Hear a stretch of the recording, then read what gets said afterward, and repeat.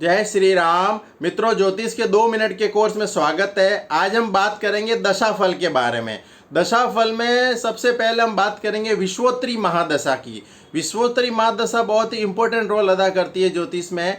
कि विश्वोत्तरी महादशा क्या होती है कि जब बच्चा जन्म लेता है उस समय जो नक्षत्र में जो नक्षत्र का जो ग्रह होता है, चंद्रमा जिस नक्षत्र में होते हैं उसका जो स्वामी होता है उसकी महादशा चालू हो जाती है।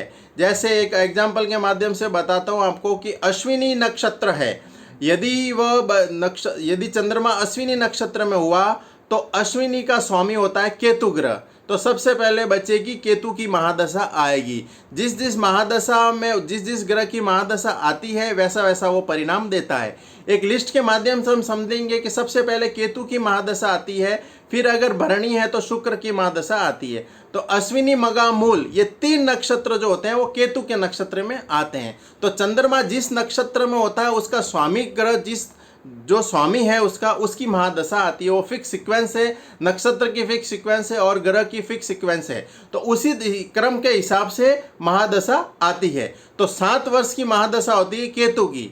तो एक एग्जाम्पल के माध्यम से मैंने आपको समझाया कि केतु की महादशा सबसे पहले प्रारंभ होगी। अब केतु कहाँ बैठे हैं, किस स्थिति में है, ग्रह के कार तत्व, ग्रह का जो जिस भाव में बैठा वो परिणाम देगा, उस समय की स्थिति के हिसाब से परिणाम देगा।